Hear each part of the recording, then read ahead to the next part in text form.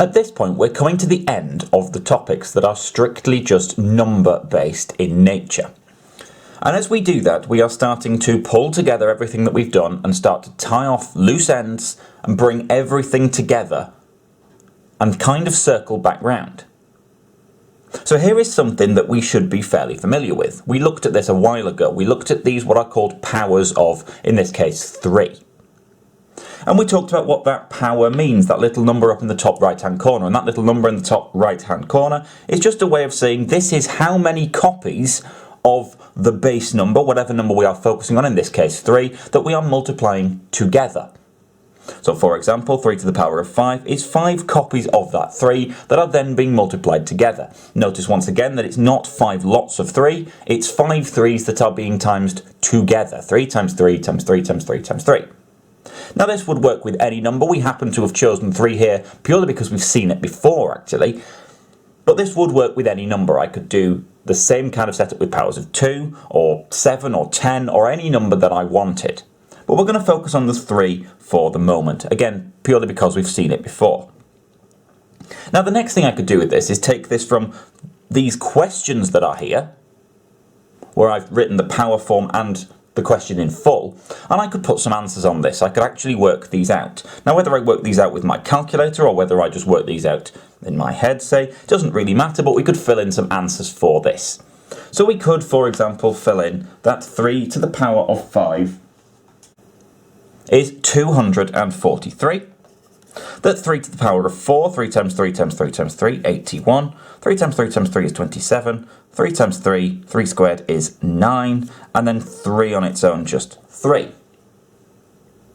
So they are the answers when we've worked these out. And again, we could do this kind of setup with any number that we wanted.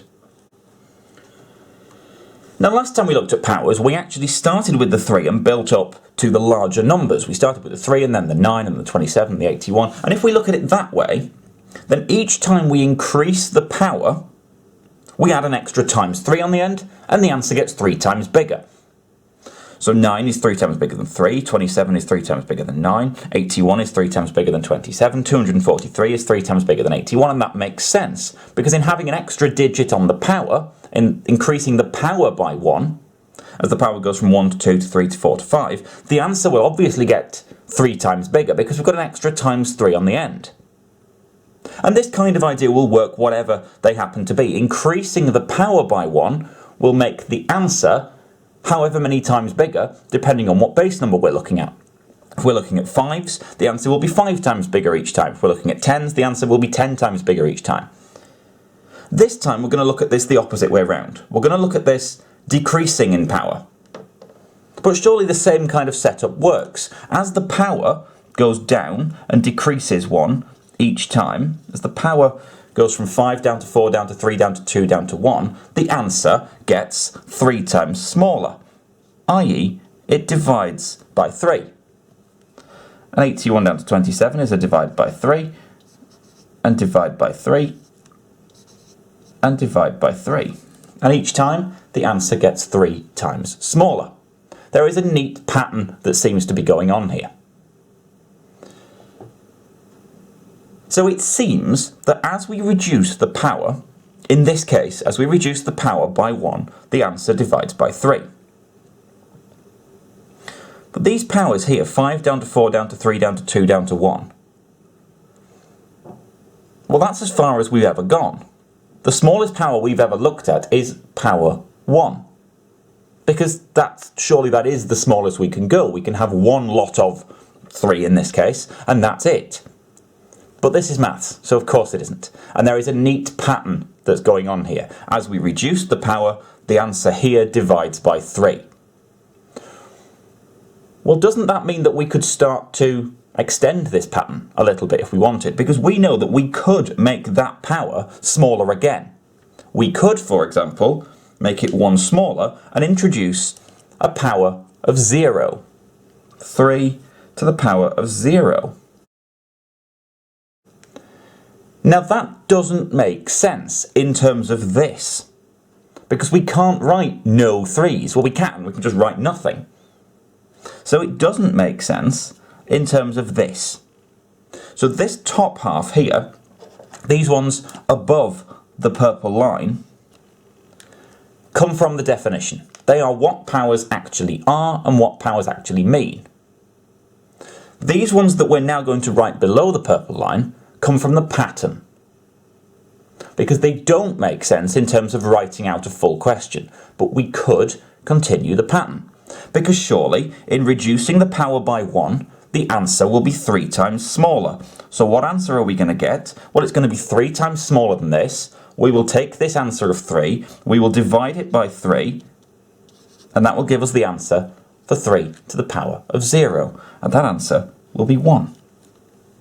Which again, doesn't make sense in any way other than because we are pattern spotting, and the answers are going to get 3 times smaller each time.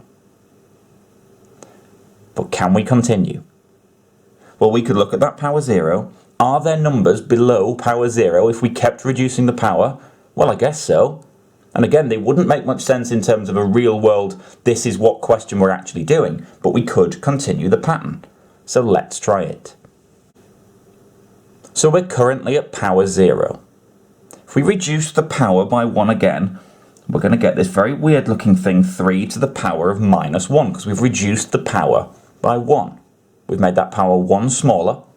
And again, that absolutely doesn't make sense in terms of this, but the answer is going to be 3 times smaller than the previous one, because each time we reduce the power, the answer gets 3 times smaller following this pattern. So whatever the answer to this is going to be, it's going to be 3 times smaller than the last one. So maybe for this we grab our calculators. And I'm going to generate that answer. I'm going to do 1, I'm going to divide it by 3, and I'm going to press equals, and my calculator returns as an answer 1/3. Now I could turn that into a decimal if I wanted, but looking at that decimal, 0.3333 ... because it recurs forever, that's actually not that neat, and it's not that helpful. So I am in fact going to choose to write it as the fraction. And I'm going to write an answer of 1/3. Where 1/3 is 3 times smaller than 1. We've done 1 divided by 3, split it up into 3 equal parts and got 1/3. Could we reduce the power 1 more and continue the pattern? Well, sure, I don't see why not. We're just following a pattern. So let's do 3 to the power of minus 2.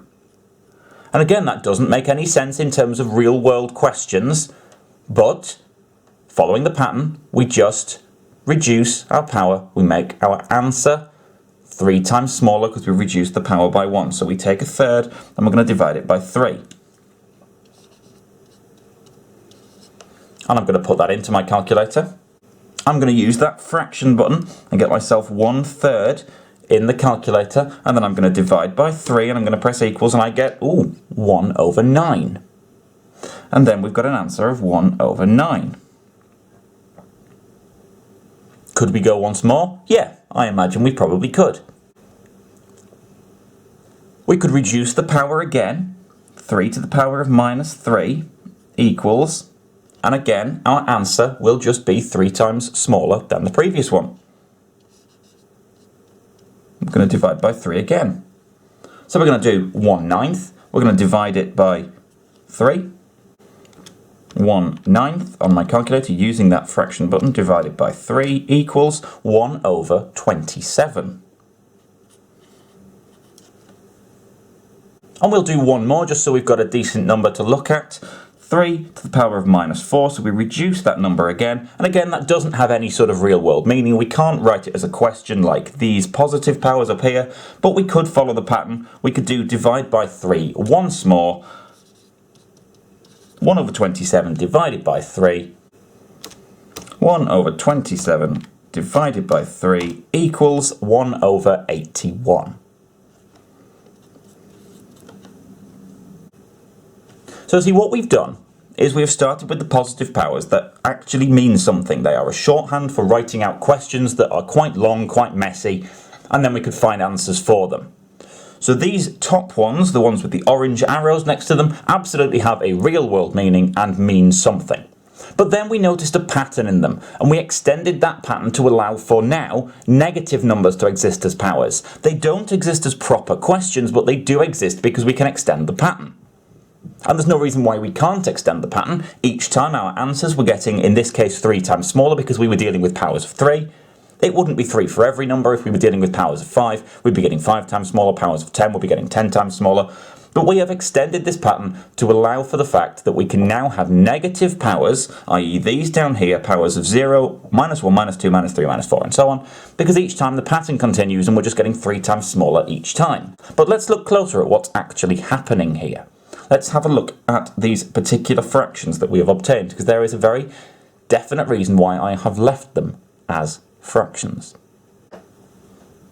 Let's just have a look at the particular fractions that we have obtained.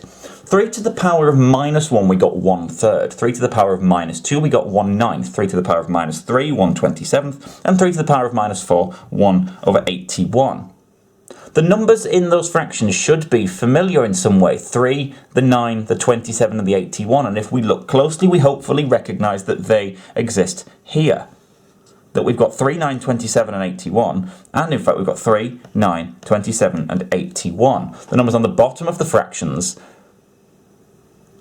are the same as some of the answers elsewhere in our list. Let's look even closer at this though. 3 to the power of -1, 1/3, 1/3, and 3 to the power of 1 is 3. 3 to the power of -2, 1/9, and 3 squared is 9. 3 to the power of -3, 1/27, and 3 to the power of 3 is 27. 3 to the power of -4, 1/81, and 3 to the power of 4 is 81. So the number on the bottom of the fraction is not just something else in this list, but it's the number that is connected with the positive power, the equivalent positive power.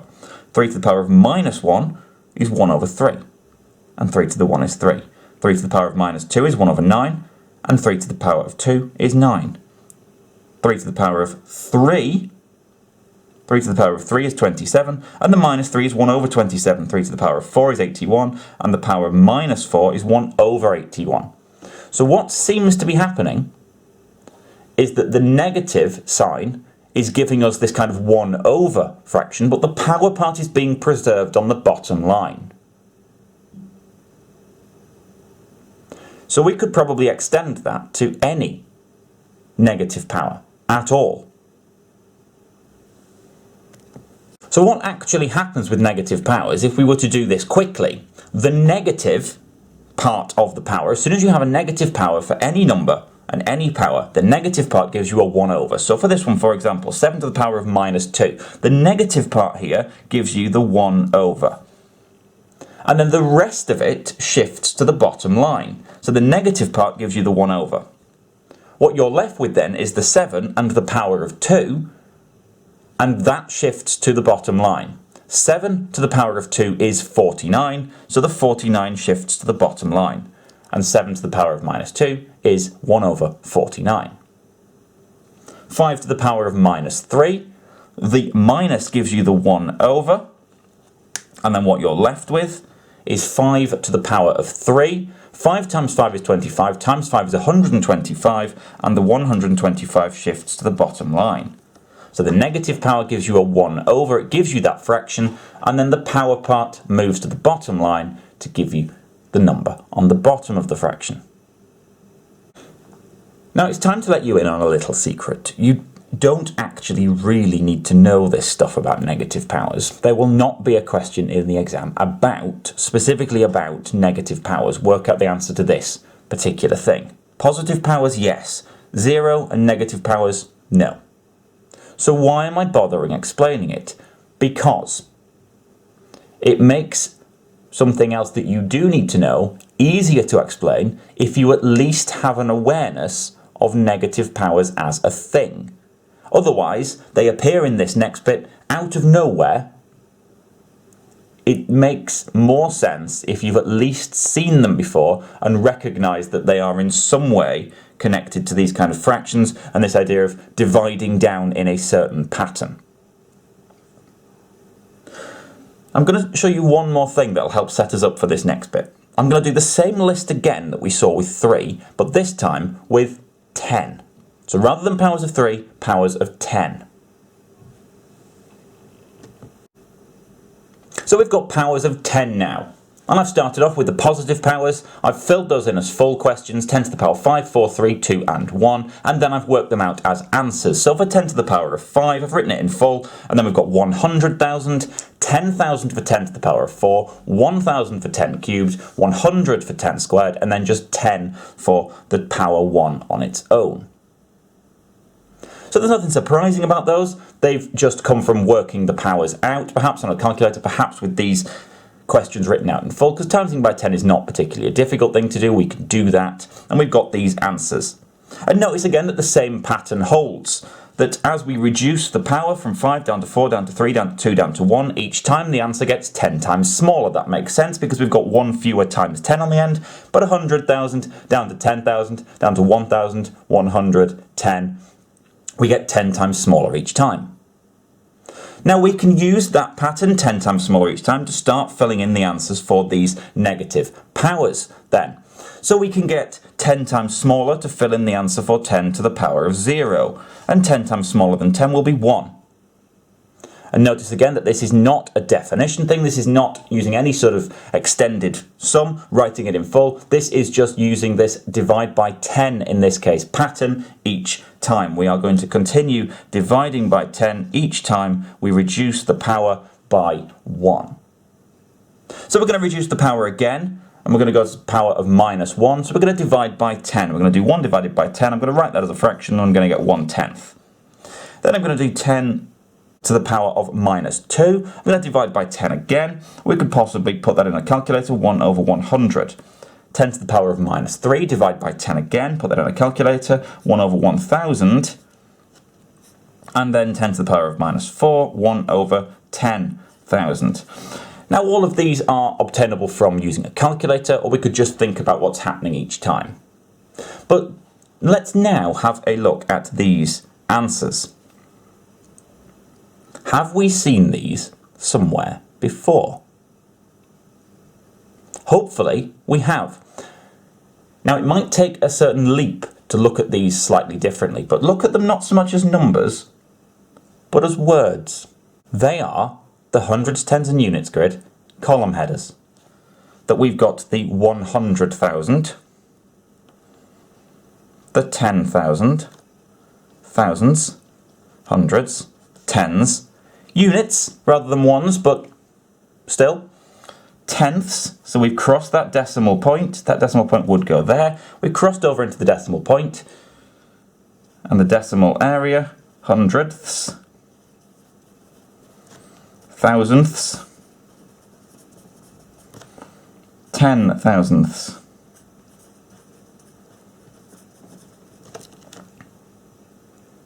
So it seems that these powers of 10 give us the hundreds, tens, units grid. Which really shouldn't be that surprising, because that's what the hundreds, tens, units grid is. As we go up the grid, we're getting 10 times bigger. As we go down the grid, we're getting 10 times smaller. Think about that timesing and dividing by 10, 100 and 1,000 stuff that we did near the beginning of the year. We were moving stuff up and down the columns because the columns are based on tens. So it turns out that actually the columns are not just based on being 10 times bigger, 10 times smaller, but they are specifically based on powers of 10. Of particular note from this, the positive powers and 0, I guess, give us the upper part, the non-decimal part. The negative powers give us the decimal bit. The negative powers give us the decimal side of the line. The positive ones and the 0 give us the non-decimal side, the whole number side. And that is going to be important.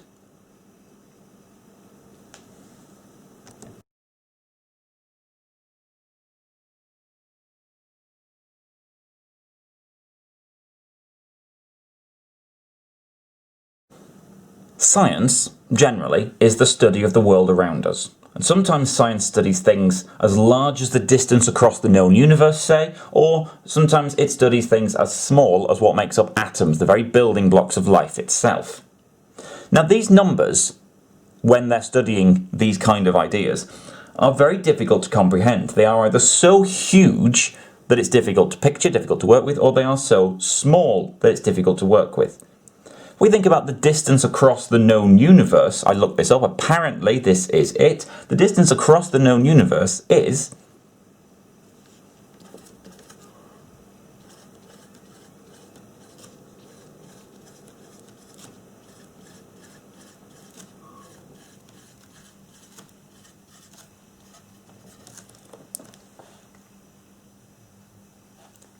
that many kilometres. That's 8, 8 and then 22 zeros, which is a huge number. I'm not entirely sure how to read that number off the top of my head either. It doesn't particularly matter. The fact is it is huge, it is unwieldy, it's difficult to read, it will be incredibly difficult to work with. Imagine putting that into a calculator or a computer program every time we wanted to do anything with it at all. At the other end of the scale, the distance from the centre of an atom to its outside edge is, again, apparently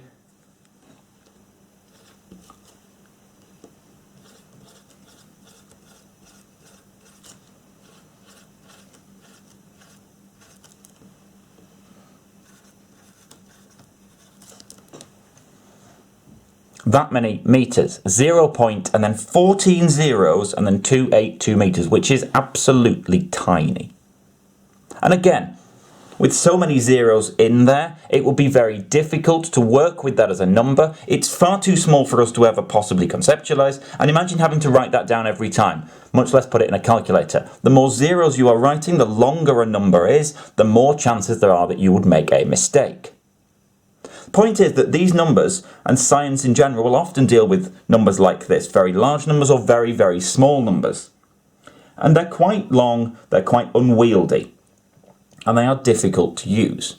So science invented a way of making these numbers easier, a way of writing them so that they look different but still describe the same information. And that way of writing numbers is something called standard form.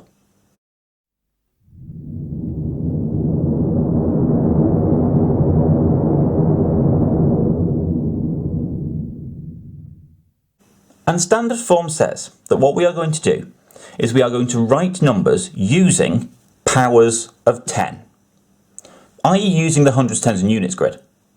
Because we've just seen that the powers of 10, positive and negative, are linked to the hundreds, tens and units grid. So we can go right back to basics. We can use that hundreds, tens and units grid for something that's actually quite complicated. So really, when we're looking at these number topics, it's interesting that we've started and finished with the hundreds, tens and units grid, that we've brought it all the way back round, we've linked everything back together, and we're using a very simple idea for something very complicated. It's almost like proper planning goes into this course. So standard form says that what we're going to do is, for any number that we happen to want to write in what's called standard form, we are going to write it as a particular number times a certain power of 10. So it could be times 10 to the power 2 or 10 to the power 5 or 10 to the power minus 7. We're going to write it as a certain number times 10 to a power, and that power could be anything. The only restriction that we put on it is that this number has to be between 1 and 10, but not 1 and not 10. So when we say between, it has to be strictly between. So anything that's more than 1 is allowed, anything that's less than 10 is allowed, but we can't allow 1 and we can't allow 10. So we take a big number or a very small number and we write it as something between 1 and 10 times a certain power of 10. Why? And this is often a thing that people find difficult.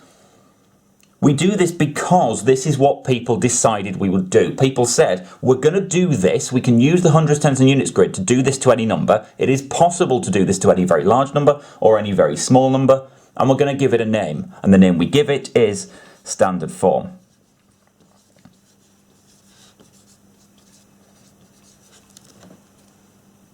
So if a question says, write this number in standard form, we're going to use this kind of setup. We're going to write it instead of whatever it is as a certain number between 1 and 10 times a certain power of 10.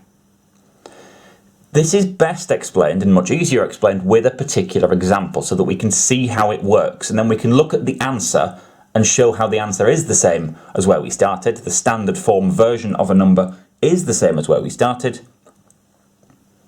And we can talk about how to do it, what method we'd use, that kind of thing. And we can show what standard form actually is. So I'm going to grab a hundreds, tens and units grid. Now the most basic standard form questions will ask you to switch between standard form and an ordinary number. We're going to do ordinary number to standard form first of all. They will actually call it an ordinary number, and by ordinary number we mean a number just written as a number. So this question goes, write the following ordinary number as a number in standard form. And we're always going to go through the same process. And actually both questions, switching between them, whichever direction you're going in, are generally the same kind of question roughly. Write the following ordinary number as a number in standard form. And then we've got the number 40,000. So step one is always going to be to just write that number in the hundreds, tens and units grid where it should go. Just as it is as a number. So it's 40,000, so we're going to put a 4 in the 10,000s, and then 1, 2, 3, 4 zeros following then, so that our number is there, 40,000 in the hundreds, tens and units grid, in the correct place. Now standard form says that we're going to write this as a particular number between 1 and 10 times a certain power of 10. Because that's what standard form is. Because that's the name that was given to this idea. We're going to ignore the power of 10 for the minute, and we're going to focus on this number between 1 and 10. So what we do is we look at the number that we're dealing with, whatever it happens to be, and we think of a number that is between 1 and 10 that this looks a little bit like. Which basically means get rid of all the stuff that's not a proper number. Get rid of the zeros, basically. Ignore the zeros, and then make it so that what you're left with is between 1 and 10. So we ignore the zeros. If we ignore the zeros here, what are we left with? We're just left with 4. Is that between 1 and 10? Well, actually, yes, it is. So the number that we're going to choose for this particular one, something between 1 and 10 that this looks a little bit like, is the number 4. And I'm going to put that in the grid where it should go. So the number part of this is 4. So if I wanted to write my answer out, I could start with that. It will be 4. And then we will times it by a certain power of 10. What power of 10? Well, what we need to do is we need to use the hundreds, tens and units grid. We start with the number that we've just put in. This is the number part of the standard form. And we work out how many columns and in which direction it will need to move to take us back to where we started. It will need to go 1, 2, 3, 4 jumps to get back to where we started. 4 jumps up. It's got 4 tens bigger. Times 10, times 10, times 10, times 10.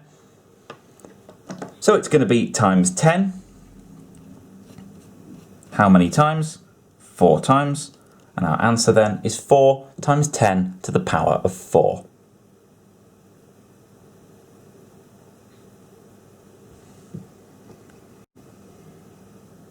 And in fact, if we did that on a calculator and did 4 times 10 to the power of 4, 4 times, and then 10, use our power button, the power of 4, press equals, we do indeed get 40,000. So this is standard form, and at the top, the 40,000 is our ordinary number, and we have switched from the ordinary number to standard form. A number between 1 and 10 times a certain power of 10. That still gives us the same value if we were to actually work it out. Another example now, write the following ordinary number in standard form. So same basic question, but this time we've got a decimal number. Well, nothing's going to change about the way we do the question. First step is always going to be put the number as written in the grid, wherever it should go. So we've got 0.06, so I'm going to put that in my grid, 0.06 in the correct columns. And I can use the decimal point there to help me line things up. I'm going to write this in standard form, so I need to choose a number between 1 and 10 that this is a little bit like, and then I'm going to times that by a certain power of 10. We're going to focus on the power bit afterwards, but let's think of the number first. Now, choosing that number basically means cover up all the stuff that's not a proper number, cover up all the stuff that's zeros, see what you're left with, and then scale it so it's between 1 and 10. So we cover up the stuff that's zeros. Well, when we cover that up, we're just left with a 6. That is already between 1 and 10, so we can write that in our grid. We write the number 6 in the grid. And the number part of our answer is going to be 6. Now, in terms of writing this in standard form, that will then be times 10 to a certain power. We just need to work out what that power is going to be. And to work out what that power is going to be, we start from our rescaled number, the 6, and we work out where we need to move and how many jumps we need to move to get back to where it started. Well, the 6 this time is going to go 1, 2 jumps. But this time it's going to go 2 jumps down. In the previous example, we went 4 jumps up. This one, we're going to go 2 jumps down. So clearly our answer is going to be something to do with 2. But if we had it as 6 times 10 to the power 2, well, that would be 6 times 100, which would be 600, and it would get bigger. The fact that it's got smaller means that we can't put 2 as an answer. It's gone down. It's moved into the decimal part of the grid. Which powers were associated with the decimal part of the grid? Well, it was the negative powers. So in going down, in moving into that negative part, the power is going to be minus 2. 2 jumps because it's gone 2 jumps, and the negative 2 because it's gone down. It's got smaller, it's divided by 10, and moving into that decimal part was connected with the negative powers. So write 0.06 in standard form, 6 times 10 to the power of minus 2. The upshot of this is that whenever we've rescaled whatever we're looking at into the number part of the standard form, big numbers, large numbers, are going to have positive powers because that rescaled number will be moving up the grid. Small numbers, decimal numbers, will have negative powers because the rescaled number would have to move down the grid into the decimal part to give us that decimal answer. So large numbers, positive powers, very small numbers, negative powers. And it's a nice little kind of clue we can keep in our minds as to what the answer should look like. Write the following ordinary number in standard form, 7,510,000. So same thing as always, we're going to start, our first step is going to be writing that number in the grid as it should go. So 7, 5, 1, and then the 1, 2, 3, 4 zeros. The next thing we need to do is we need to find the number part of our answer, the number that we can then times by a certain power of 10. So we need to ignore the zeros and see what we're left with. If we ignore the zeros, we are left with 751, 751. Is that between 1 and 10? No, it isn't. So this is where this idea comes into play, that we see what we're left with and then we rescale it so that it is between 1 and 10. So we need to use the digits 7, 5 and 1 in that order without gaining or losing any of those. And we need to rescale them so that they are between 1 and 10. Well, the only way we could do that will be to add a decimal point into them so that we are looking at the number 7.51. The same digits, the 7, the 5 and the 1, in the same order, but now they are between 1 and 10 because that number part strictly has to be between 1 and 10. So we put the 751 in our grid, the 7.51 in our grid. That is our number part, 7.51. We then need to times that by 10 to a certain power. And again, now it's just a case of counting jumps. So we're going 1, 2, 3, 4, 5, 6 jumps to get to where it should have been. It's got bigger, and it is a big number to start with, and big numbers have positive powers, small numbers with the negative powers if we're moving down, big numbers, positive powers, we're moving up. 6 jumps, so our power is 10 to the power of 6. 7.51 times 10 to the power of 6. Write the following as an ordinary number. So the question works the other way round this time. We're starting off with something in standard form and we're having to put it back to being a proper normal number. Now actually it turns out we can do this question in basically the same way. We can still use the hundreds, tens and units grid, we can still use the idea of counting, we just need to use it in a slightly different way. So our first step, as with anything, is we're going to write that in our grid as written, except that actually, well, we can't.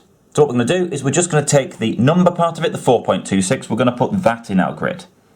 So the number part, we write it in the grid as written in the question. We're going to ignore the power for the minute just so we can do that. And now we look at the power. This needs us to times it by 10 to the power of 5. Well, if we're timesing by 10 to the power of 5, that's a positive 5, so it's going to move up the grid. How many jumps if we're 10 to the power of 5? Well, 5. So we're going to go 1, 2, 3, 4, 5. And the 4 is going to end up in that space there. So we could put that in. 4. And then the 2 is going to end up in the next one, and the 6 is going to end up in the next one, in the thousands.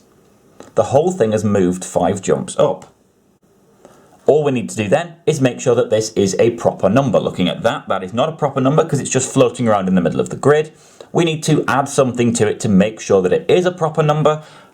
So we need to add 1, 2, 3 zeros to fill up the hundreds, the tens and the units, and give us a proper number that we can work with. And then our final answer there would be 426,000, 426,000. And once more, write the following as an ordinary number, 1.3 times 10 to the power of minus 2. So we start off, we put the 1.3, that's the number part, in our grid where it should go, using the decimal point to help us line that up, 1.3. We are timesing by 10 to the power of minus 2. So it's going to go 2 jumps, but the fact that it's a minus 2 means it's going to move into that decimal part. It's going to go 2 jumps down. For the minus number, we're getting smaller numbers. We're moving into the decimals. It's going to move down. So that's 1, 2 down, and the 3 is going to end up in the thousandths, which means the 1 is going to end up in the hundredths. It will move 1, 2 jumps down into the hundredths.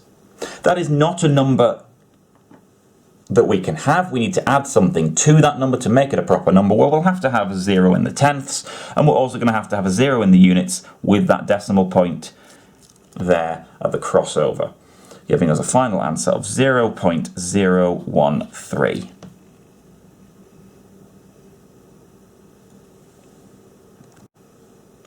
Write the following number in standard form, 20 times 10 to the power of 4.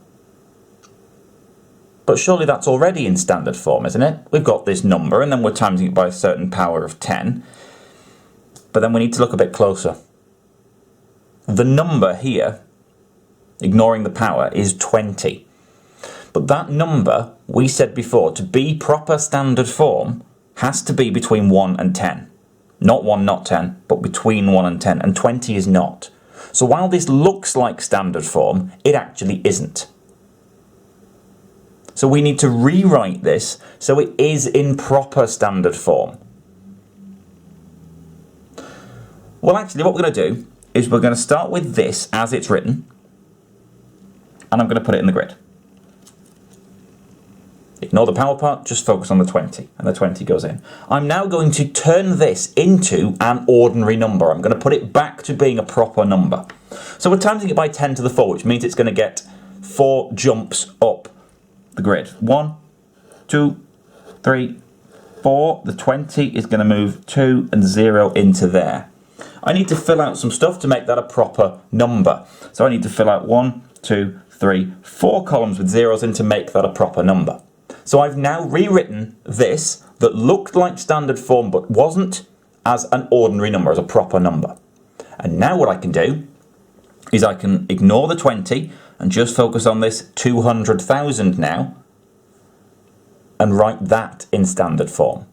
So 2 steps here. Step 1 is put it back to being an ordinary number. Step 2 is use that ordinary number to put it into proper standard form. So I now need to look at the 200,000. I need to work out how to write that as standard form. So I need to think of a number between 1 and 10 that we could use that's similar to this. As in, cover up the zeros. See what we're left with? We're just left with 2, which is between 1 and 10. So 2 can go in our grid.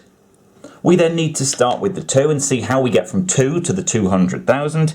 And it's going to go 1, 2, 3, for 5 jumps. 5 jumps. So then our answer is going to be, well, the number part is just 2, and we're timesing it by 10, 5 jumps, so 10 to the power of 5. And we've written it correctly now in standard form. Handily, there is also a way of dealing with these standard form things on a calculator. And you will have one of 2 buttons. It will probably be down here towards the bottom of the calculator near the decimal point and near the equals. And you will either have this button times 10 to the power of and then x, or you will have an exp button. They are both the same thing, just slightly different ways of writing that standard form idea. To use that, well, whichever button you are on, you will type in the first part. So this is the number part. Let's take one of those that we did before. Say the 7.51. So we could type 7.51. Then we'd press our exp button. On my calculator, that gives me the times 10. On some calculators, it might just return the letter E. And then you type in your power. So 6, for example. Now this one, my calculator has handily returned the ordinary number 4.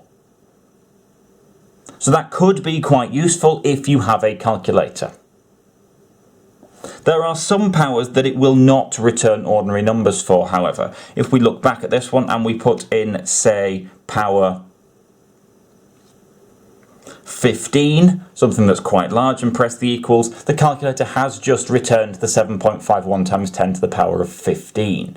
The calculator is seeing that as much neater than anything it could do with all the zeros, because that's what standard form is for.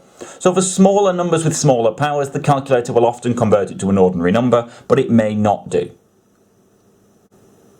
We can use the times 10 to the x or the exp button for negative powers as well. If we did, for example, the one from before, the 6 times 10 to the power of, and then say minus 2, pressing that minus button here to get the minus 2 power and press equals. Shift it to a decimal with the s to d if we need to, 0.06, like we were dealing with in that particular example. And again, for certain negative powers, the calculator will just return either a slightly messy fraction or the same standard form answer again. There's one final type of standard form question that you could have to deal with, and that is calculations involving numbers in standard form. Now these questions will either be times questions or divide questions. So it will be 2 numbers written in standard form with either a times or a divide in the middle. The 2 standard form numbers will generally be put in brackets so that you can see that that is one standard form number there, 2.3 times 10 to the 8, and then a second standard form number there, 1.4 times 10 to the power of minus 3. The only reason they're in brackets is so that you are saying here is the first standard form number, here is the second standard form number, and the question in the middle is either times or divide. Now, generally speaking, these questions will turn up on calculator papers. And generally speaking, they will be worth 2 marks. 2 marks doesn't seem like an awful lot for the amount that we're about to do, but bear in mind that you will probably have your calculator to do this on. If you know how to use your calculator, you can get the first of these marks.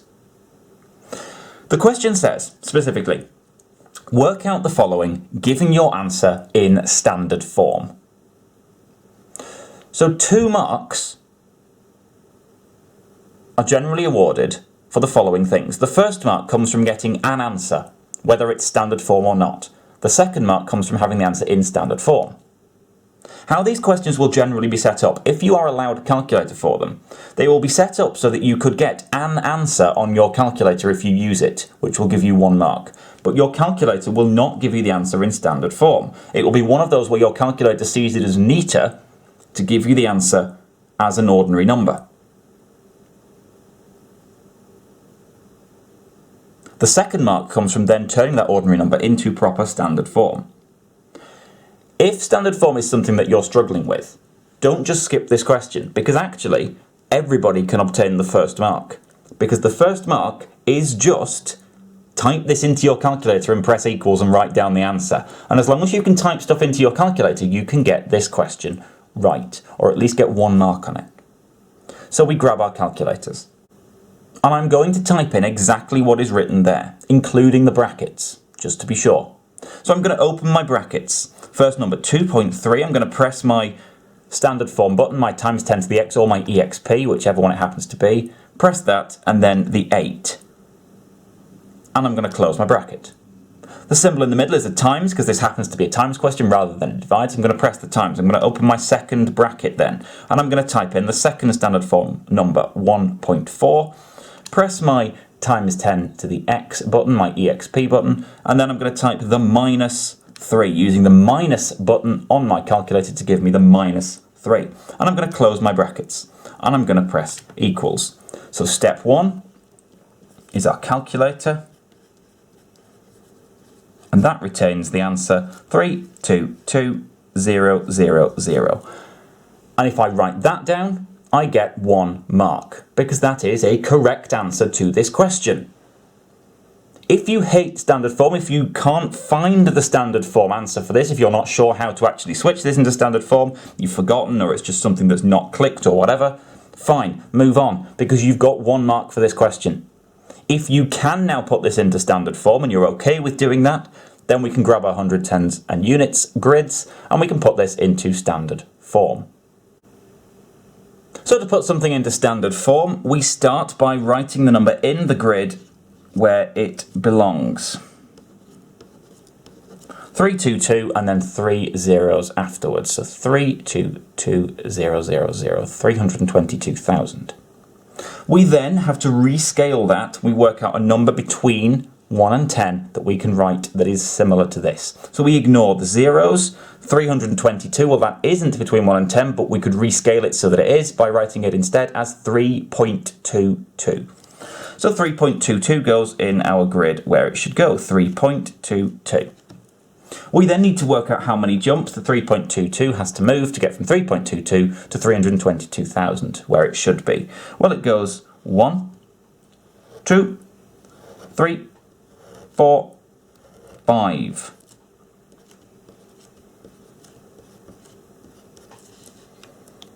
Which means then our answer in standard form for step 2 is going to be 3.22 times 10 to the power of 5. And that gets us our second mark. Could we check that? Well, if this is a calculator question, and generally speaking there will be, we could grab our calculators and check this.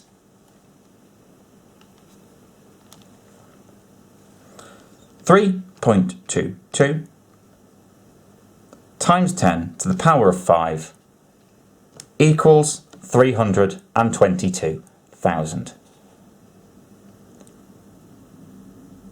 So again, these questions could be a times question or could be a divide question. They will probably be set up so that your calculator could return an answer, but will not necessarily be an answer in the form that you want it to be. But everybody could get that first mark from putting it in their calculator, pressing equals. The second mark then comes from having to probably turn it into standard form.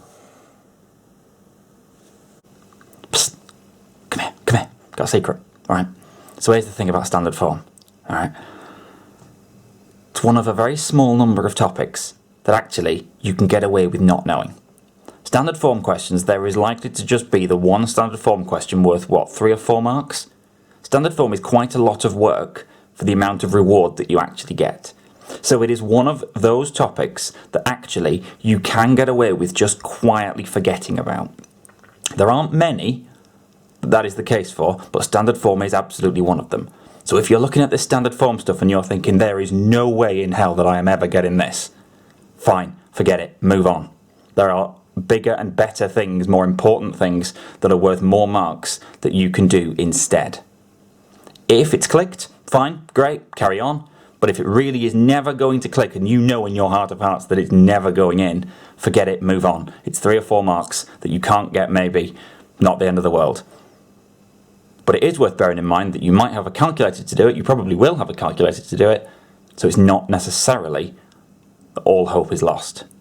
But it is one of those things that could just quietly disappear if you need it to.